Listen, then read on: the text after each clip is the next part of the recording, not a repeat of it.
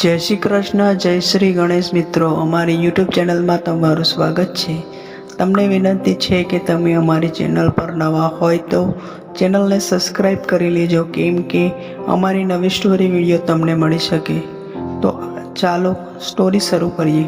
હિન્દુ ધર્મમાં તમામ દેવતાઓનું પોતાનું આગવું મહત્વ છે અને સ્થાન છે. મા લક્ષ્મીને ધનની દેવી કહેવામાં આવે છે.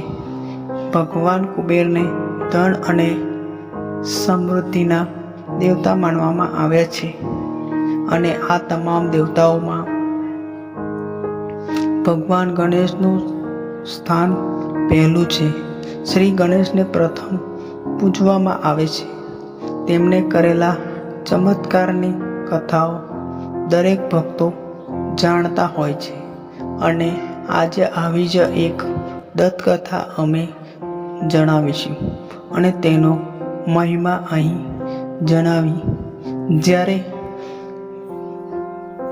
ભગવાન કુબેરને તેમની અઢળક સંપત્તિ પર ઘમંડ હતો, ત્યારે ગણેશજીએ કેવી રીતે તેમનું અભિમાન તોડી નાખ્યું હતું. આવો જાણીએ આ ભક્તિ કથાનો મહિમા. આ દત્તકથા અનુસાર એકવાર કુબેરને એ હકીકત પર અહંકાર થયો કે તેની પાસે ત્રણેય લોકમાં સૌથી વધુ સંપત્તિ છે. પોતાના શ્રીમતાઈ બતાવવા માટે કુબેર બધા દેવતાઓને પોતાના ઘરે તહેવારમાં આવવા આમંત્રણ આપ્યું. સૌ પ્રથમ કુબેર આમંત્રણ લઈને કૈલાસ પહોંચ્યા, જ્યાં તેમણે ભગવાન શિવને તેમના પરિવારને ભોજન સમારંભ માટે આવવા આમંત્રણ આપ્યું. કુબેરની આ મનસા ભગવાન શિવ જાણી ગયા અને આમંત્રણ પર શિવજીએ કહ્યું કે તેમની જગ્યાએ તેમનો પુત્ર ગણેશ અવશ્ય આવશે.